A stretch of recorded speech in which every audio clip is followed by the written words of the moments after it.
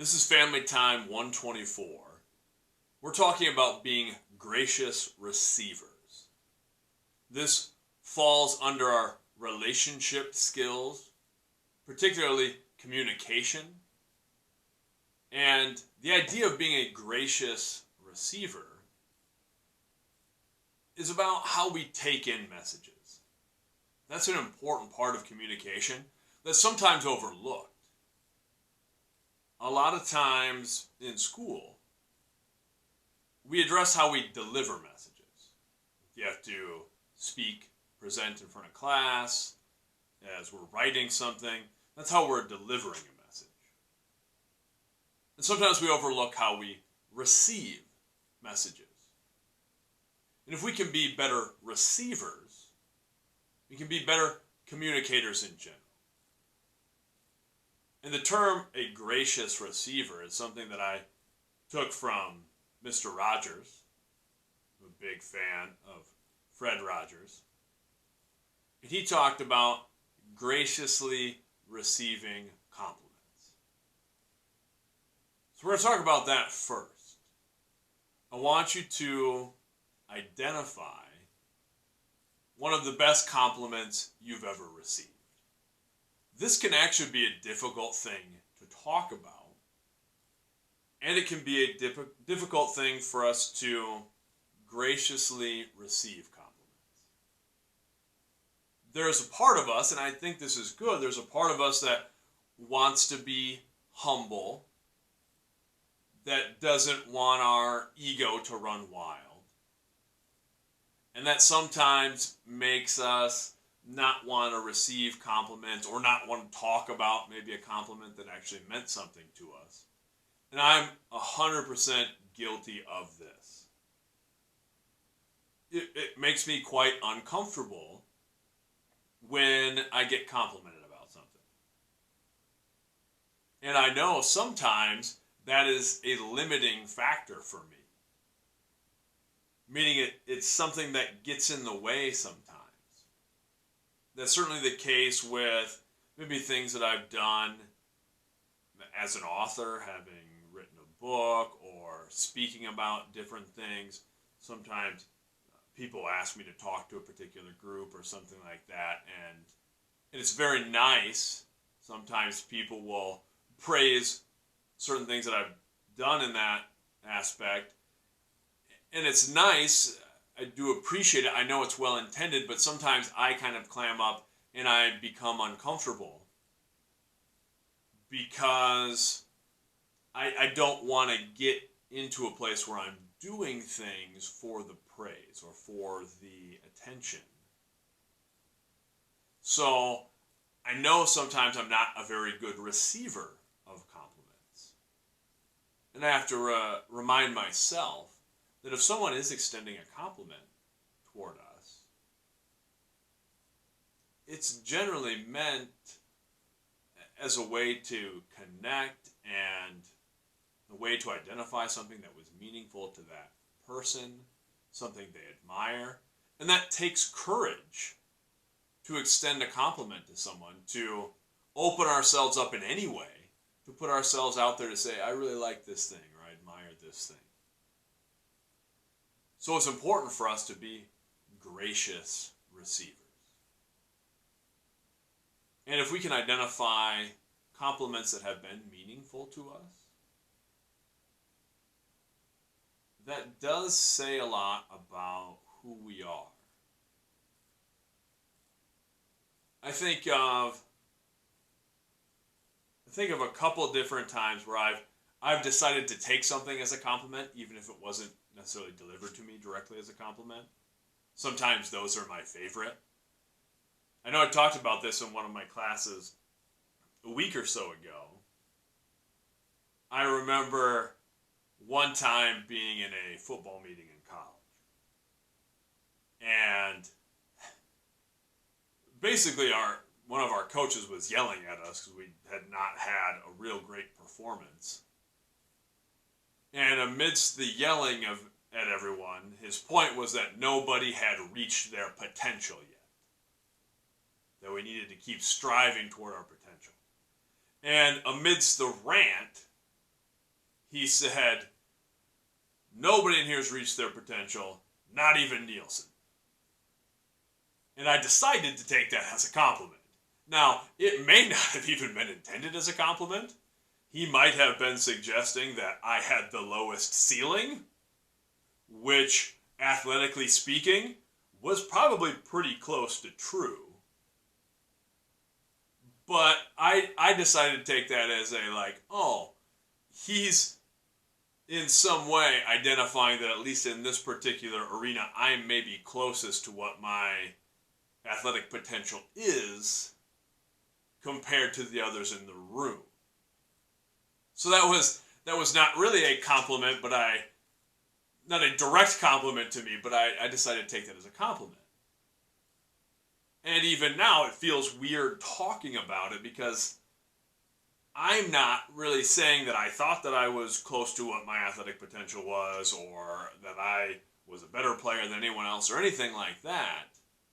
But if I'm being honest, that was meaningful to me because that was always my goal, was to try to not compare myself to what other people were doing, but just try to compare myself to the player, the athlete, the person that I was the day before. Try to be a little bit better this time out, to be a little more today than I was yesterday. So I took that as a compliment, and that's hopefully an affirmation of what I was trying to do. And I think that says a lot about who we are and what we value. We can recognize the compliments, the praise that really sticks with us, that really means something. The other thing I want us to think about is a meaningful piece of advice or even criticism. Criticism can be given to us in a way, and that has a negative connotation where it's maybe not presented as advice. It may be calling us out on something. But we can be gracious receivers of criticism too. We can at least acknowledge someone else's perspective when they maybe don't like something that we've done, or especially when we're younger, we get called out for different things, different behaviors. Maybe our parents or a teacher calls us out on something. And to be a gracious receiver in that situation,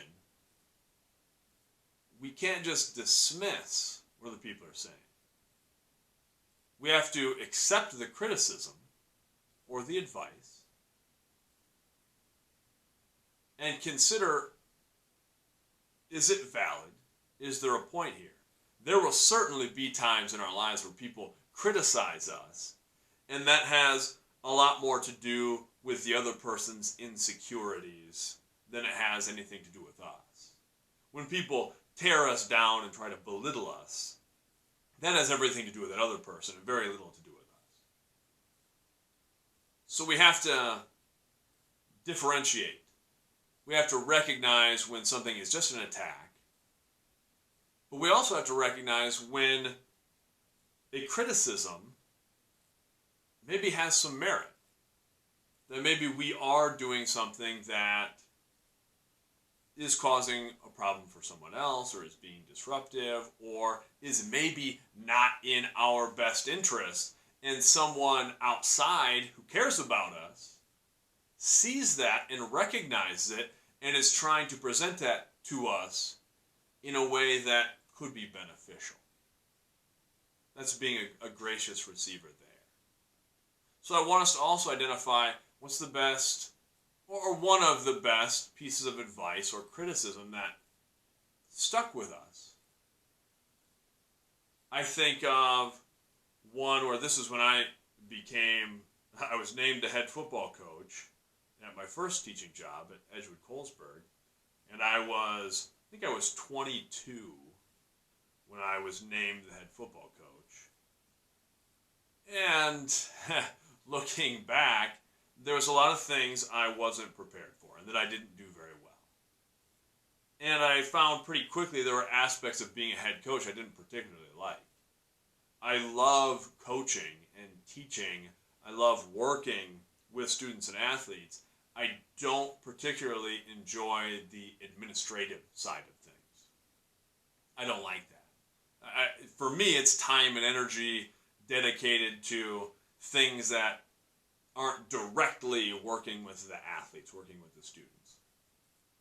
So I definitely had a lot of bumps and missteps. I did a lot of things wrong, taking over as a young head coach. But a great piece of advice that I got was from, for our students watching this, from Clev, for other people who take in this content. He's our head football coach. He was my head football coach in high school. I had the pleasure of coaching with him now. But he was talking to me and had a similar situation. He had taken over our program when he was a young teacher. And I forget exactly how he phrased it, but it was something to the extent of, when you're making your decisions, just make sure that you can always look yourself in the mirror at the end of the day. And what that meant to me was essentially that, like, as long as I'm making decisions based on my convictions and my morals and my beliefs about how to establish a culture and run a program, that I was going to be okay. And that was very meaningful to me when things maybe didn't go so well in terms of wins and losses. And I know I certainly mismanaged a lot of things. There's a lot of things that I would do differently now with the experience. But I did feel like I was always trying to make decisions based on my beliefs and my values. So that was a meaningful piece of advice. Think about those compliments, think about those critiques, those criticisms, the advice we've received, and then try to think about how we can be gracious receivers. And sometimes I think about that as being coachable. Are we coachable? Can we take information from others and really use it and not get defensive? To actually take in information, accept it in a gracious way, with kindness, and try to use it when it's both a compliment or a critique. Until next time, much love.